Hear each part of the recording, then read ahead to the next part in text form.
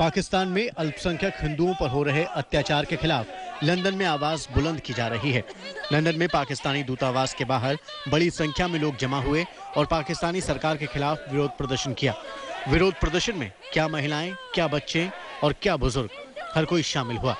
इनका आरोप है कि 1947 में जब पाकिस्तान आजाद हुआ तब वहां 27% हिंदू रहते थे, लेकिन अब यह आबादी घटकर सिर्फ 2% रह गई है। इनका आरोप है कि पाकिस्तान में अल्पसंख्यक हिंदुओं पर तमाम तरह के जुल्म ढाए जा रहे हैं। महिलाएं और लड़कियां रेप के शिकार हो रही हैं तो पुरुषों को गुलाम बनाया जा रहा है। इन लोगों ने खासतौर पर 19 साल की रिंकल कुमारी पर पाकिस्तान में हुए जुल्म का विरोध किया। I think they do know about it, and these things are happening in their awareness. The only thing is that they have been brushing it aside, and we are now not going to sit down and just watch. They have to stop doing all these atrocities, and they have to stop it. Nothing in a country happens without the government knowing. एक मुद्दा जो यहाँ उठ के आ रहा है वो ये भी है कि पाकिस्तान की सरकार इस सारे मुद्दे को लेकर जानती तो है, लेकिन उसने इस पर कोई तवज्जो नहीं दी है। हिंदुओं के मुद्दे और सिख माइनॉरिटी, क्रिश्चियन माइनॉरिटी के मुद्दे को भी लेकर कोई भी तवज्जो नहीं दी गई है। और यहाँ सिर्फ मामला हिंदू का ही नहीं है, बल्कि सिख और क्रिश्चियन माइनॉरिटीज के साथ भी जो अत्याचार हुए हैं उनको लेकर भी एक आवाज यहाँ पर उठाई जा रही है पाकिस्तान हाई कमीशन लंदन के सामने। लंदन में पाकिस्तानी दूतावास के सामने इस विरोध प्रदर्शन में सिर्फ ब्रिटेन में रहने वाले हिंदू समुदाय के लोग ही शामिल नहीं हुए, बल्कि इनकी आवाज बुलंद करने के लिए सिख और ईसाई समुदाय के लोग भी आगे आए। पाकिस्तान में इन समुदायों के लोगों का भी वही हश्र हो रहा है जो अल्पसंख्यक हिंदुओं का है। आप एक सिख होकर इस मुद्दे को किस तरह से जुड़े हैं इसके साथ? मैं तो सभी लोग फील करते हैं कि जो हिंदू और सिख हैं पाकिस्तान में उनकी मिनॉरिटी है, तो मिनॉरिटी को तंग किया जा रहा है। तो वो कहते हैं कि लड़की स्पेशली लेडीज़ हैं उनको कन्वर्ट करना चाहते हैं। अगर कोई कन्वर्ट नहीं करती अपने आप को तो they will sell it even to the girls and sell to the prostitution. जो whatever happened there is inhumane. No way anybody can accept it. इस विरोध प्रदर्शन में पाकिस्तान में अत्याचार के शिकार हुए कुछ लोगों के परिजन भी शामिल हुए।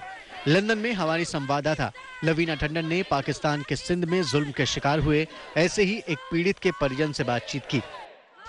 मेरे साथ है लखू लोहाना जो पाकिस्तान के सिंध इलाके से हैं और सिंधी हिंदू हैं। आप बताएं मुझे अपनी कहानी और आज आपका यहाँ आने का मकसद। Basically, I'm chairman of World Sindhi Congress. World Sindhi Congress is a human rights advocacy organization who have been raising the voice of Sindh and Sindhi people for the last 26 years. And through you, I would like to tell the world that one of the worst crimes against humanity are taking place in Pakistan and in Sindh particularly against Sindhi Hindus in the name of religion. Pakistan में अल्पसंख्यकों पर हो रहे अत्याचार से Britain का युवा समाज भी नाराज है। इनका भी मानना है कि इस तरह के अत्याचार तुरंत रुकने चाहिए। What do you feel from inside when you hear about all this? Well, I feel, young person. Yeah, I mean, when we won the World Cup, how many people came out to Queensbury for the celebration? There were thousands of people. I think a lot more needs to be done. A lot more awareness needs to be there. So we have that kind of passion around the issues that are affecting all of us. Because, all the minorities are being affected in Pakistan. The Pakistan government themselves have said that this is an issue, that minorities are being persecuted, but it's not getting the traction that it needs. It's a human rights issue, and we're all human, so we all should relate with what's happening. कई लोगों से हमने यहाँ बात करी और उनका कहना है कि यहाँ की जो सरकार है उसको भी अभी तक एथनिक क्लेंजिंग, जहाँ तक हिंदू और बाकी माइनॉरिटीज हैं उनको लेकर कुछ बहुत ज़्यादा अवेयरनेस नहीं है और ना ही उस पर बहुत सारा कुछ काम किया जा रहा है। और इस बात को लेकर भी यहाँ के लोग काफ़ी चिंतित हैं और ये प्रोटेस्ट का एक मुद्दा ये भी है कि यहाँ की ब्रिटेन की सरकार तक भी उनकी आवाज़ पहुँचे। लंदन से रवीना टंडन के साथ आज तक ब्यूरो।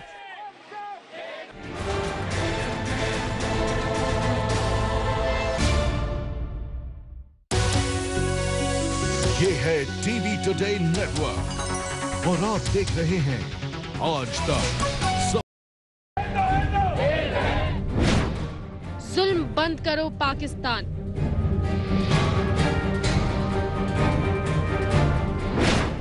इंसाफ करो पाकिस्तान।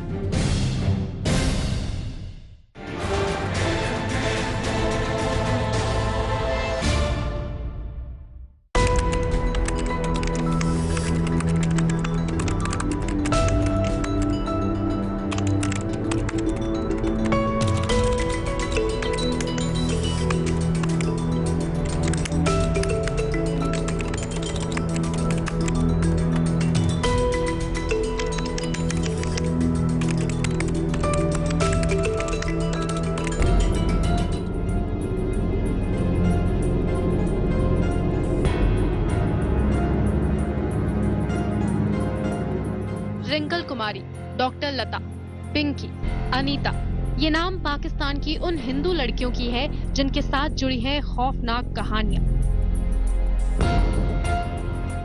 पाकिस्तान में 19 साल की रिंकल कुमारी पर जिस तरह का जुल्म ढाया गया, उसे सुनकर किसी का भी दिल पसीज जाएगा। आरोप है कि पाकिस्तान के सिंध प्रांत में रहने वाली रिंकल कुमारी को पहले तो अगवा कर लिया गया, फिर उसका जबरदस्ती धर्म परिवर्तन कर उसकी शादी करवा दी गई। इस मामले में आरोप पाकिस्तान पीपल्स पार्टी के एक बड़े नेता पर लगा। मामला तूल पकड़ने के बाद इंसाफ की लड़ाई सुप्रीम कोर्ट तक पहुंची। रिंकल कुमारी की दर्दनाक कहानी का अभी अंत नहीं हुआ कि जैकबाबाद की डॉक्टर लता, पूजा देवी, आशा मोहन दास, पिंकी, अनीता की अपहरण, धर्म परिवर्तन और जबरन शादी की दर्दनाक दास्तान सामने आई। हर बार जुल्म का वही चेहरा दिखा।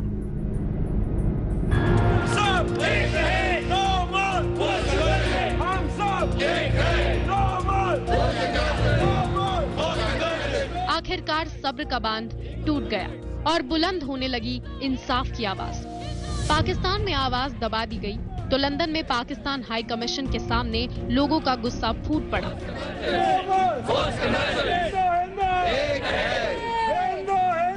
Through you, I would like to tell the world that one of the worst crimes against humanity are taking place in Pakistan and in Sindh particularly against Sindhi Hindus in the name of religion. Pakistan के सिंध प्रांत में हिंदू लड़कियों का जबरदस्ती धर्म परिवर्तन किया जा रहा है। इसका खुलासा पाकिस्तान मानवाधिकार आयोग ने अपनी एक रिपोर्ट में किया है। रिपोर्ट के अनुसार सिंध में हर महीने करीब 20 से 25 लड़कियों का जबरदस्ती धर्म परिवर्तन किया जा रहा है। सिंध, पंजाब, बलूचिस्तान, कहीं हिंदू लड़कियां महफूज नहीं। आयोग के मुताबिक ऐसा करने वाले कानून में खामी का फायदा उठा रहे हैं। आयोग का मानना है कि धर्म परिवर्तन का ये सिलसिला पिछले 2 सालों में और भी तेज हो गया है। I think they do know about it, and these things are happening in their awareness. The only thing is that they have been brushing it aside, and we are now not going to sit down and just watch. They have to stop doing all these atrocities, and they have to stop it. Nothing in a country happens without the government knowing. सवाल है, क्या पाकिस्तान के इन हिंदुओं के साथ इंसाफ होगा? क्या वहाँ की हुकूमत और वहाँ की अदालत इसकी गारंटी देगी? और क्या दुनिया में मानवाधिकार का झंडा बुलंद करने वाले इस जुल्म के खिलाफ भी आवाज उठाएंगे? लवीना टंडन, लंदन, आज तक।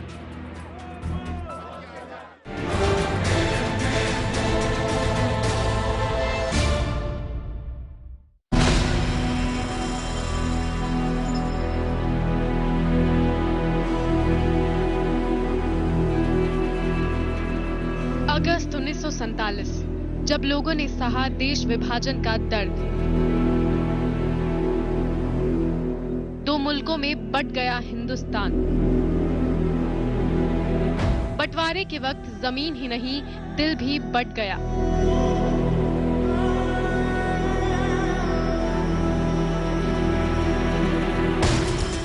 विभाजन की वजह से खून खराबे के बीच बंटवारे के दौरान लाखों लोगों को अपना घर-बार छोड़ना पड़ा, अपनों को खोना पड़ा। एक ऐसा दर्द मिला जो आज भी दिलों को सालता है।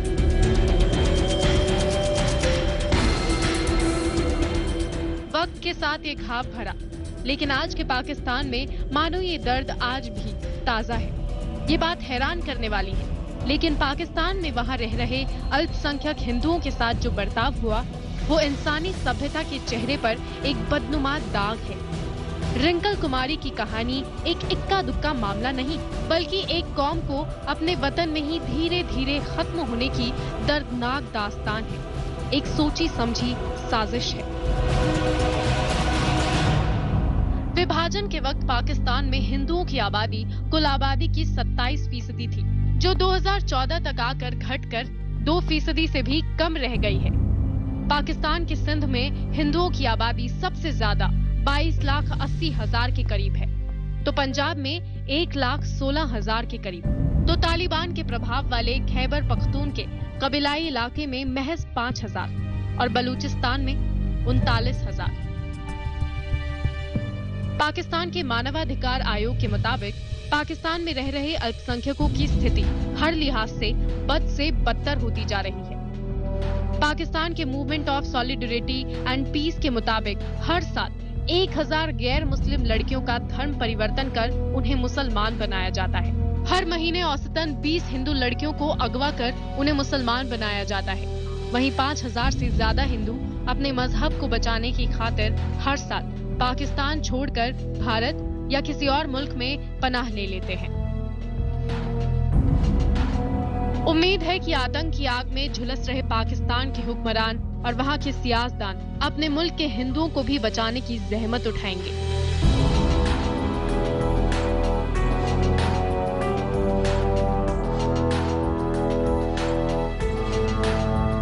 लवीना टंडन, लंदन, आज तक।